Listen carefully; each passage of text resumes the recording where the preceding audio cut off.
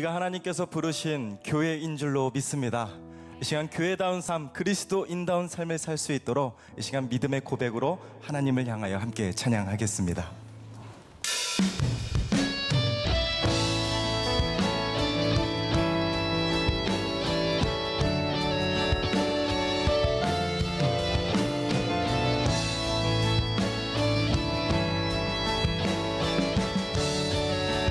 찬양합니다. 교회여, 교회여 일어나라. 주께서 부르시니 두려움과 실패 내려놓고 교회여 일어나라. 교회여, 교회여 일어나라. 주께서 보내시니 우릴 부르신 삶의 자리에서 교회여 일어나라. 우리 세상의 빛 하나님의 편지 주의 교회를 통해 세상이 주를 보리라. 일어나라 아버지 사랑으로, 아버지 능력으로 서로 하나 되어 그 빛을 비추라. 노래하라 아버지의 사랑을, 아버지의 크심을 이 삶의 노래로 주님을 나타내라. 일어나라.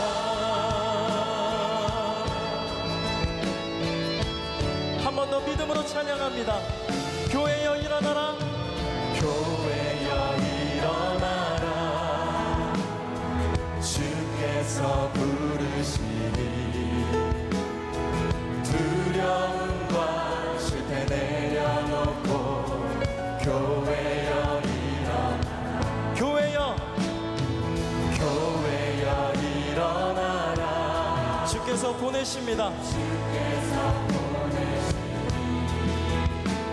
우릴 부르신 삶의 자리에서 교회여 일어나라. 우리 세상의 빛 하나님의 편지 주의 교회를 통해 세상이 주를 보리라.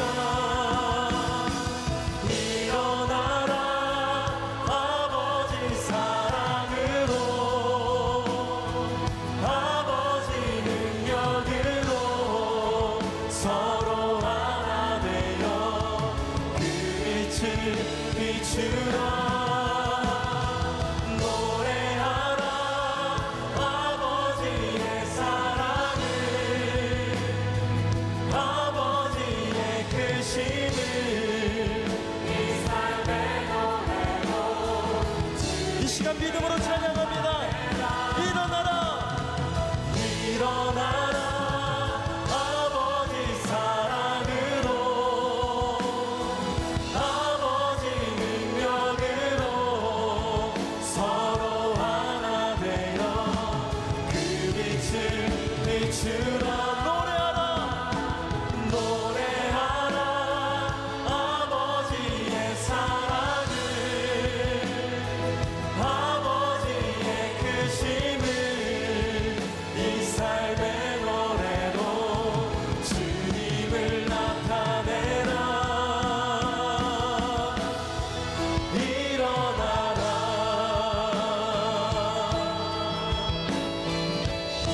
우리를 삶의 자리로 부르신 하나님, 그 능력의 하나님을 찬양합니다. 할렐루야. 큰 박수로 주님께 모든 영광 올려드립니다. 할렐루야.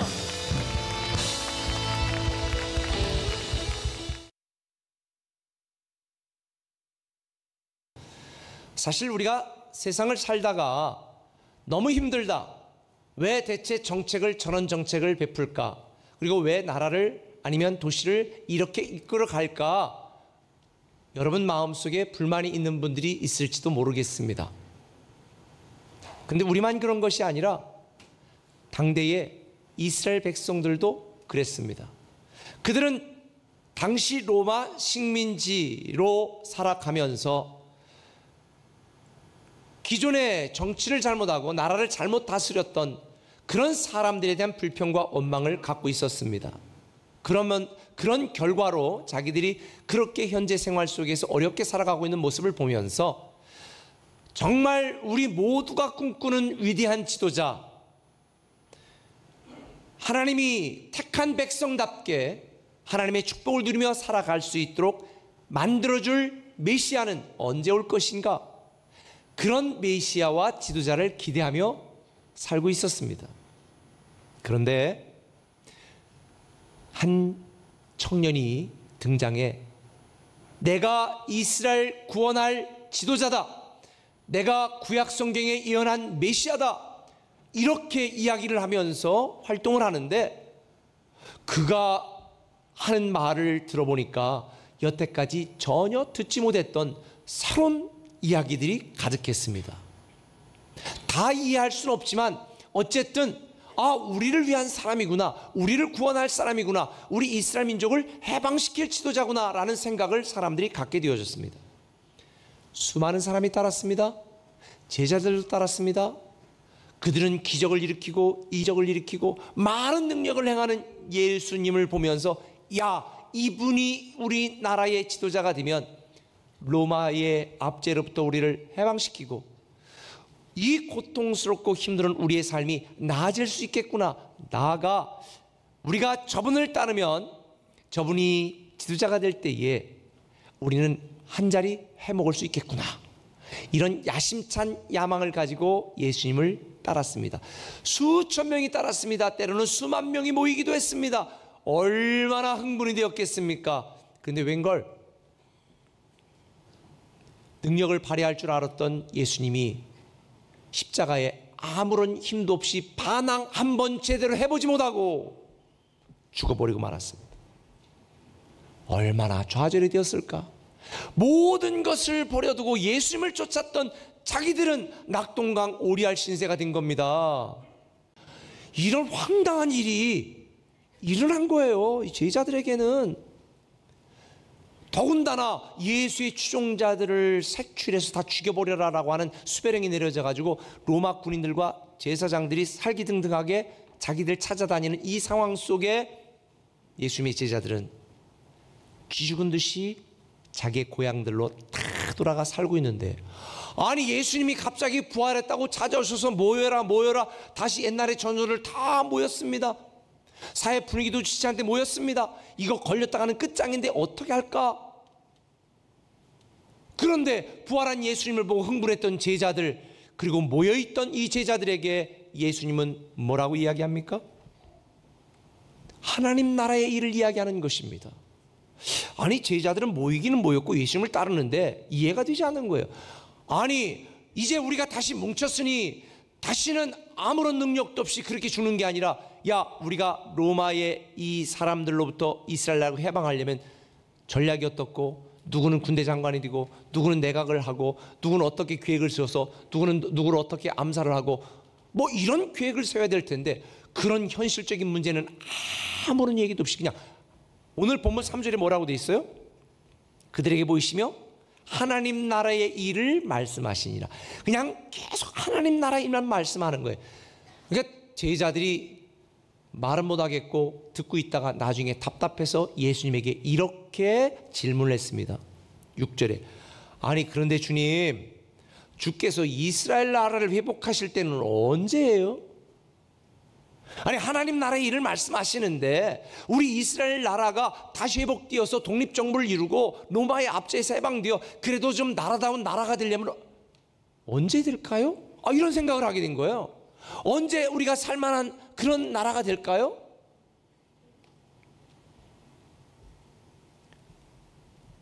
저는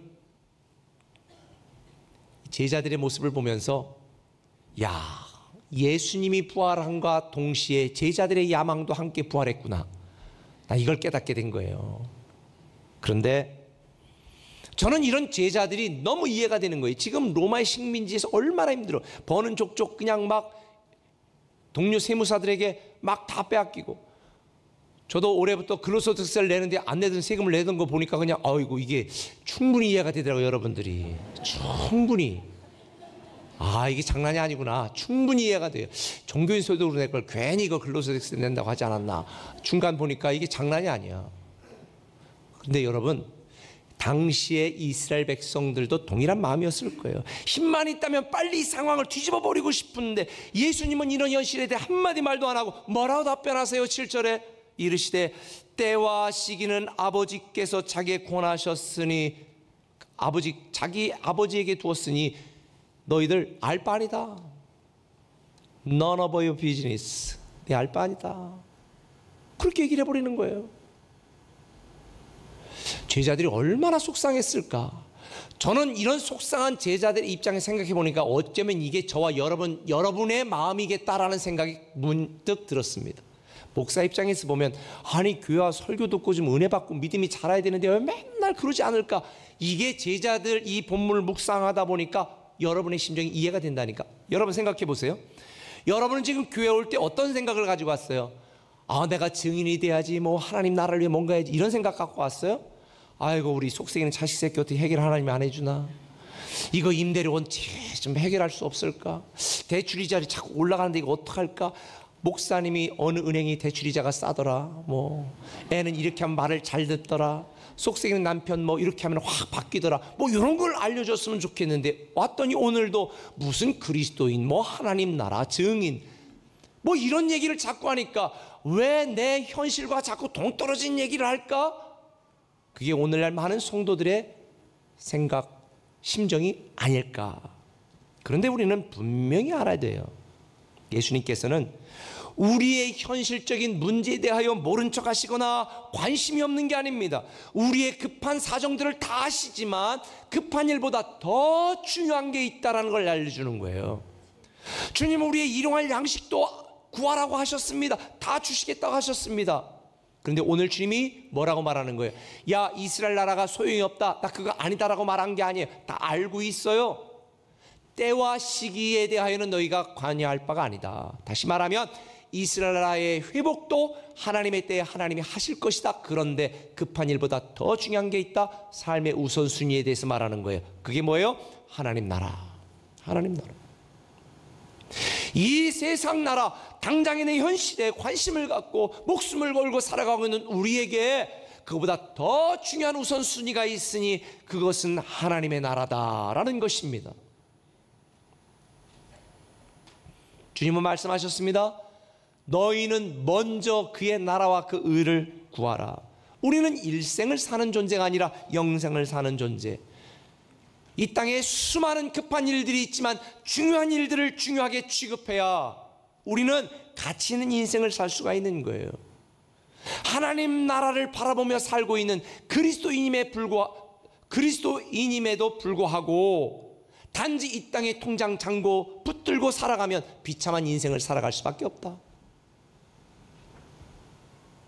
그래서 사도행전은 하나님 나라로 시작하여 마지막에 보니까 하나님 나라로 끝을 맺고 있습니다.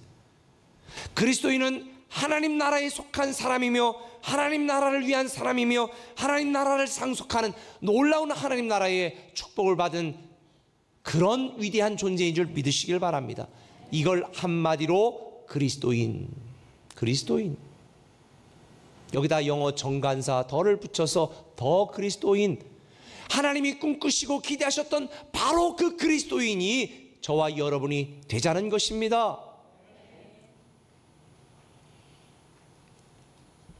그러기에 우리가 알아야 될 게 있습니다. 그 첫 번째는 이겁니다. 우리는 하나님 나라의 사람이다라는 것입니다. 한번 따라합시다. 우리는 하나님 나라의 사람이다. 하나님 나라의 사람이다. 우리는 하나님 나라의 사람이다라는 거예요. 여러분, 어느 나라 사람인지 이거 굉장히 중요해요. 우리가 이 땅에 살고 있지만 하나님 나라 사람인 우리는 하나님이 책임지는 거예요. 이 놀라운 축복을 입고 살아가고 있기 때문에 우리는 그리스도인으로 하나님 나라의 사람답게 살아가야 되는 것입니다. 할렐루야. 그런데 하나님 나라의 사람은요, 하나님 나라의 통치와 하나님 나라의 계획과 하나님 나라의 뜻에 따라야 되는 거예요. 그래서 하나님 나라의 사람들인 제자들에게 예수님은 부활하시고 뭐라고 말씀하셨어요? 4절을 볼까요? 같이 읽습니다. 사도와 함께 모이사 그들에게 분부하여 이르시되 예루살렘을 떠나지 말고 내게서 들은 바 아버지께서 약속하신 것을 기다리라. 이 말씀을 할 때에 예수님이 이 말씀을 할 때 몇 명 정도 모여 있었을 것 같아요? 500명이 모여 있었습니다. 고린도전서 15장에 보니까 예수님이 야 보혜사 성령님이 올 때까지 너희들 기도하고 기다리고 있으라. 오순절날 그게 한 열흘 남짓 한 시간이에요. 그 뒤까지 기도하고 머물러 있으라 그랬는데 오순절날 몇 명이 모여서 기도하고 있었을까요? 120명밖에 남지 않았습니다. 그러면 그 나머지 350명은 어디로 갔을까요? 저는 이게 궁금했어요. 본문을 묵상하다가 아니 예수님의 부활까지 보고 예수님의 하나님 나라에 대한 이 일을 들었던 그 사람들 중에 3분의 2가 어디로 사라졌을까?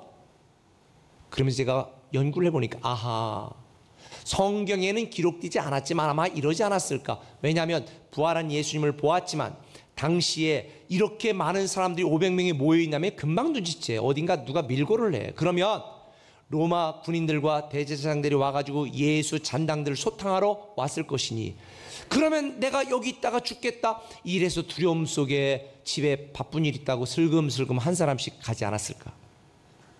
어떤 사람은 아니 내가 지금 이렇게 무슨 뭐 휴식계를 낼 수 있는 것도 아니고 하루 벌어 하루 먹는데 내가 열흘 동안이나 여기서 기도하고 기다릴 수가 없어. 나는 가서 벌어야 우리 자식들 먹여 살려. 그래서 핑계대고 간 사람들도 있지 않으실까? 어쨌든 이런저런 이유로 가고 몇 명만 남았다고요? 120명만 남아있을 때 성령이 이 땅에 오시고 성령의 권능과 능력으로 제자들을 감동시키니 제자들이 하나님 나라의 사람으로 담대하게 복음을 증가하고 외치고 사람들 앞에서 하나님 나라를 증가한 줄 믿으시길 바랍니다. 하나님 나라 사람은요, 이 세상에 사는 사람들과 다르게 살아야 됩니다. 이 땅에 있는 사람들은 당장 현재 문제만 봅니다. 내게 이익이 되는가 안 되는가, 내가 원하는 걸 채울 수 있는가 없는가. 그런데 세상 사람들은 현재에서 미래를 보는데 그 미래는 불확실하니까 늘 두렵고 불안해 쌓아놓으려고 하는 거예요. 그런데 우리 그리스도인이 자유롭고 평안할 수 있는 이유는 우리는 삶을 거꾸로 사는 사람이거든요. 우리는 하나님 나라의 시민권자라, 하나님 나라의 사람이라, 하나님 나라를 상속받은 우리는 하나님 나라의 관점에서 오늘을 보게 되어지니 이 세상에 있는 사람들과 다르게 살아가는 것입니다. 덴마크의 철학자, 실존주의 철학자 케르케고르, 제가 더 크리스찬이라는 책에서 봤는데요, 이런 얘기를 했더라고요. 삶을 거꾸로 정의해야 된다. 끝에서 시작하여 현재로 거슬러 올라가야 된다. 그리스도인은 세상 사람들과 다르게 살아야 됩니다. 우리는 하나님 나라에서 오늘을 보는 삶을 살아야 되는 거예요.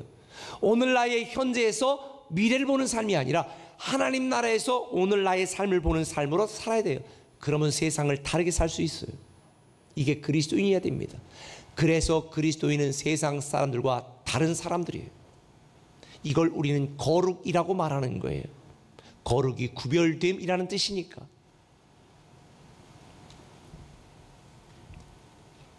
저는 저와 여러분이 이런 그리스도인이 되시길 바랍니다. 하나님 나라의 통치와 하나님 나라의 뜻과 하나님 나라의 계획과 하나님 나라의 법칙을 따라 살아가는, 다시 말하면 하나님의 말씀을 따라 살아가는 하나님 나라의 사람, 이런 사람을 성경은 뭐라고 말하는 줄 아십니까? 그리스도인이라고 말하는 거예요. 여러분 그리스도인이세요? 아닌 분도 계시네. 여러분 그리스도인이세요? 그럼 자칭 타칭, 이게 중요해요. 자칭 그리스도인이에요? 타칭 그리스도인이에요? 다시 말하면 여러분이 우리 지금 현수막에 쓴 것처럼 나는 그리스도인이다 이렇게 한 거예요? 아니면 다른 사람이 여러분 보고 그리스도인이라고 해줘요? 성경 사도행전 11장 26절에 보면 그리스도인이라는 말이 처음 나옵니다. 같이 읽습니다. 안디옥에 데리고 와서 둘이 교회에 1년간 모여 있어 큰 무리를 가르쳤고 제자들이 안디옥에서 비로소 그리스도인이라 일컬음을 받게 되었더라. 아니, 사도들이 와서 안디옥에서 1년 동안 가르쳤는데 주변 사람들이 이 안디옥 교인을 뭐라고 부르기 시작했냐면 쟤들 그리스도인이야. 그리스도인이라는 뜻은 그리스도와 같은 사람이거든요. 1년 동안 배웠는데 쟤들 그리스도인이야. 이야, 어떻게 여러분 직장에서 가면 아유 저분 그리스도인이야 이래요? 아니면 30년 동안 교회 다녔는데 꿈의 교회에서 갑자기 서른들이 교회 다니셨어요? 꿈의 교회에서 부장님 뭐 집사님이셨어요? 세상에 우리 서로 다른 사람을 놀래키지 맙시다. 어? 아니 안도교회는 1년 동안 배우고 다른 믿지 않는 사람이 아이고 저 사람들은 그리스도인이야 이랬는데 우리는 교회 다니고 30년 동안 됐는데 같은 직장 동료도 몰라. 세상에. 친한 친구도 몰라. 세상에. 우리는 그리스도인이 되어야 됩니다. 우리는 하나님 나라의 사람이기 때문에 우리는 그리스도인으로 살아야 되는 것입니다. 그런데 우리가 하나님 나라의 사람이 된 거는요, 어떤 우리의 공로나 은혜가 있어 된 게 아니에요. 하나님의 은혜로 된 거예요. 제가 얼마 전에 이 인터넷 기사를 보다가 아주 감동적인 기사를 봤어요. 프랑스에서 있었던 일인데, 프랑스의 한 아파트에 애가 아파트 난간에 대롱대롱 달려 있는 거야. 근데 떨어지기 막 일부 직전이야. 그런데 그 밑에 1층에 있던 한 청년이 밑에부터 스파이더맨처럼 막 난간을 딱 올라가 가지고 5층에 있는 아이를 딱 구했어. 많은 사람들이 와 박수를 쳤죠. 근데 이게 신문에 났어. 그러니까 신문에 많은 프랑스 사람들이 감동을 받고, 야, 이 사람은 프랑스 스파이더맨이다 막 이렇게 칭찬하니까 대통령이 이 사람을 불렀어. 그래서 그 자리에서 프랑스 대통령이 프랑스 시민권을 부여하고 소방관으로 특채했습니다. 뭐 남의 나라 일에 감동을 받고 그래요. 여러분, 그런데요, 이 사람은 그 업적을 통해 프랑스 시민권을 얻었지만 프랑스 시민권을 얻은 그 다음날 불법 체류자들 그 촌을, 남미촌을 다 폐쇄시킨 거 아세요? 철거한 거 아세요? 프랑스에서. 근데 여러분은 어떻게 하나님 나라 시민이 됐어요? 어떻게 하나님 나라 사람이 됐어요? 뭐 한 일이 있어요? 집 한 채씩 바쳤어요? 뭐 스파이더맨처럼 무슨 뭐 다른 사람을 구한 일이 있어요? 평생 내 욕심과 이기심으로 살았는데 어떻게 우리가 하나님 나라의 사람이 되었는가? The grace, 하나님의 은혜. The love, 하나님의 사랑 때문이에요. 그래서 우리는 하나님 나라의 사명자로 살아가야 되는 것입니다. 한번 따라합시다. 우리는 하나님 나라의 사명자다. 우리는 하나님 나라의 사명자로 살아가는 거예요. 오늘 본문에 보면 주님이 뭐라고 말했습니까? 너희는 땅끝까지 이르러 내 증인이 되라. 이 말을 들으면 사람들은 부담스러워합니다. 아, 이거 뭘 증인이 되라 그래. 근데 이 증인이라는 말이 헬라어가 말투스인데 이게 순교자라는 뜻도 있는 거 아세요? 다시 하면 주님이 뭐라고 말하냐면 제자들한테 니들 가서 다 나를 위해 죽어, 이 소리예요. 제가 오늘 여러분들 뭔가 해결 방법을 찾기 위해 왔는데 여러분에게 여러분 주님을 위해 다 죽으세요. 그러면 아마 다음 주 교인 반은 없어질 거예요. 근데 이게 그 말이에요. 사실은요, 하나님 나라의 증인이 되라는 거. 근데 왜 우리가 이런 하나님 나라의 사명자로 살아야 되는 줄 아세요? 정말 아무런 공로가 없는 우리를 하나님 나라의 사람으로 만들어 주셨잖아요. 요한일서 2장 17절은 말합니다. 쉬운 성경을 읽을게요.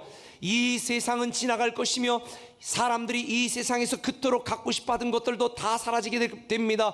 그러나 하나님의 뜻대로 사는 사람은 영원히 살 것입니다.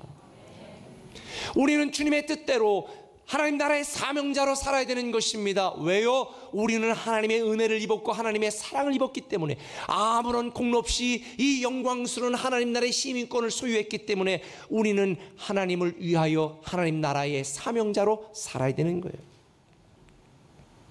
그래서 사도 바울은 이렇게 말했습니다.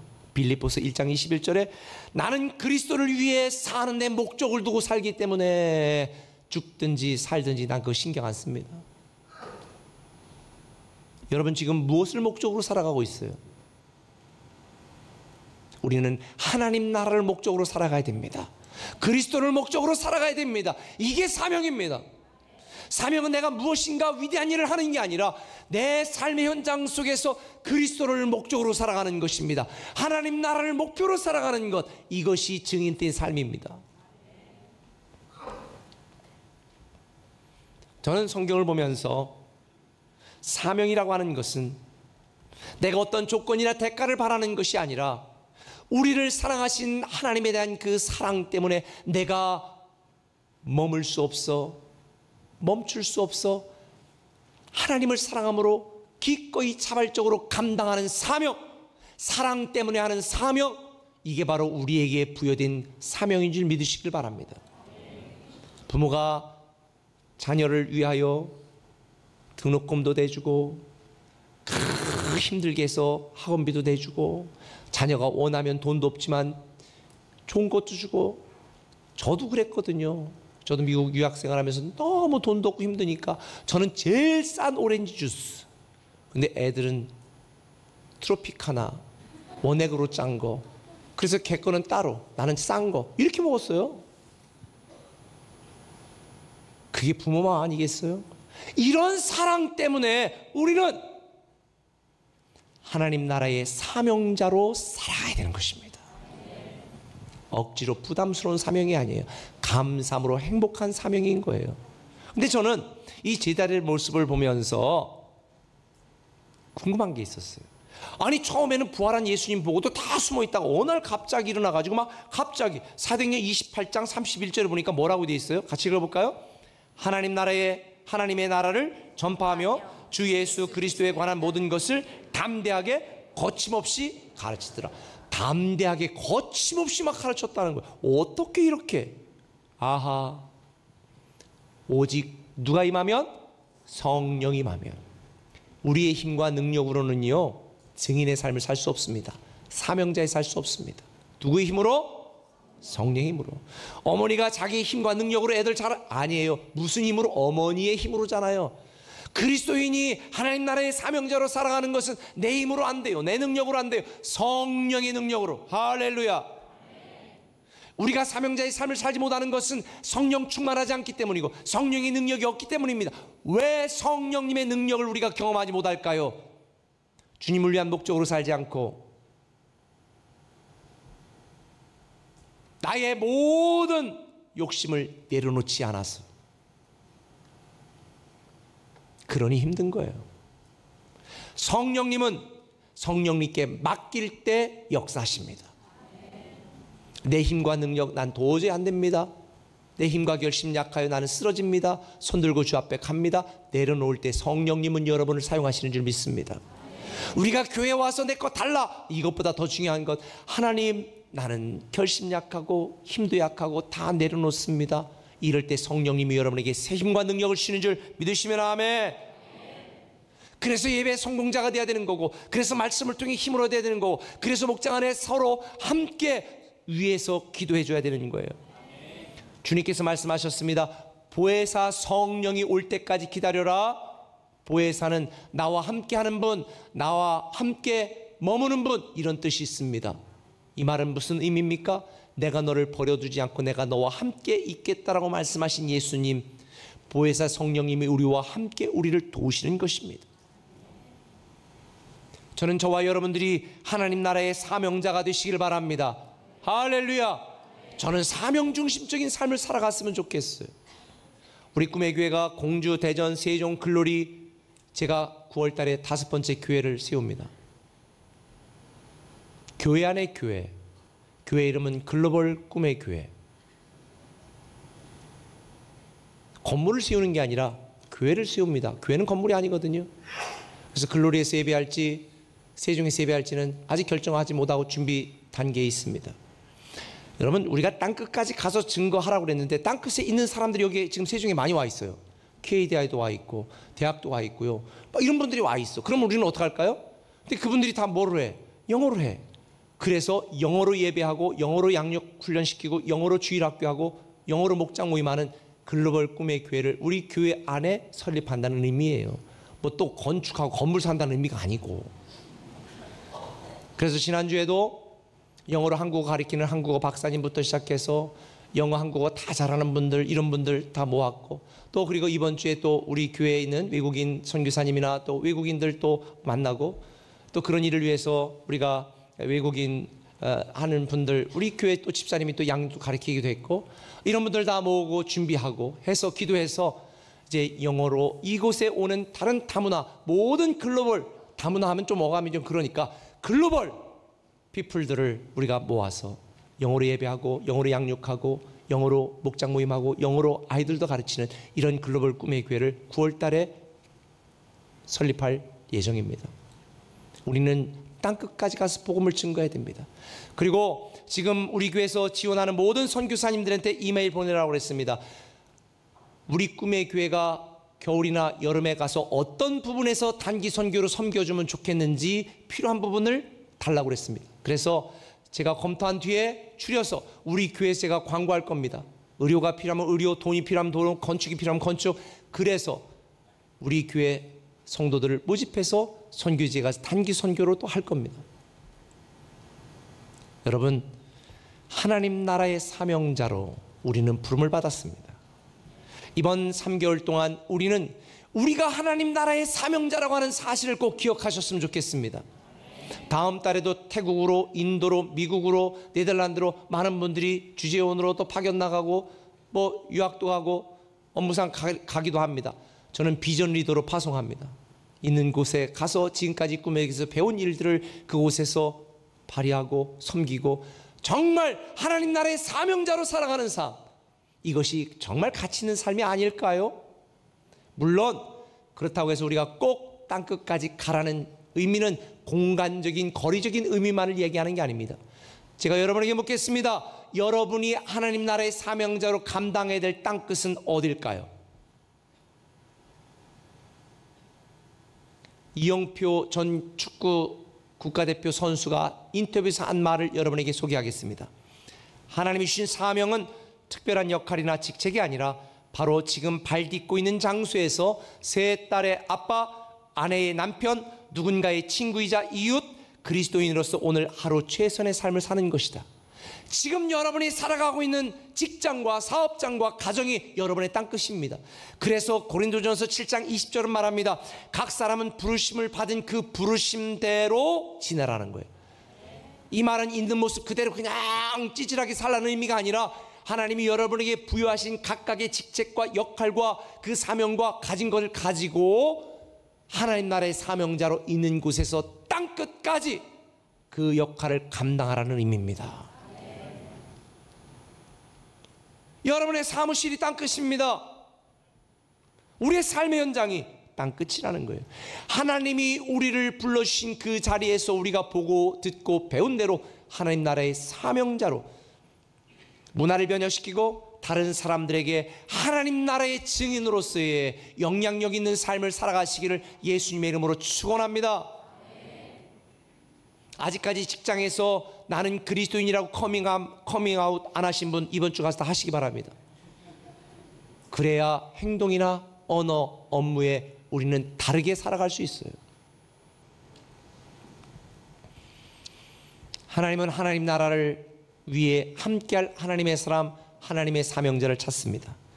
다윗처럼 우리는 부족하고 실수하고 연약한 부분이 많아도 하나님이 찾으시고 하나님의 마음이 합한 더 그리스도인, 정말 하나님이 꿈꾸시는 그리스도인, 사람들이 인정하고 존경하는, 한국말로도 더 그리스도인이 되시기를 예수님의 이름으로 축원합니다. 그리스도인은 인생의 시작도 출발도 하나님 나라인 사람, 인생의 목표도 완성도 하나님 나라인 사람. 그래서 우리는 하나님 나라의 사람의 축복을 누리고 하나님 나라의 사명자의 거룩한 특권을 누리는 저와 여러분 되시기를 예수님의 이름으로 축원합니다.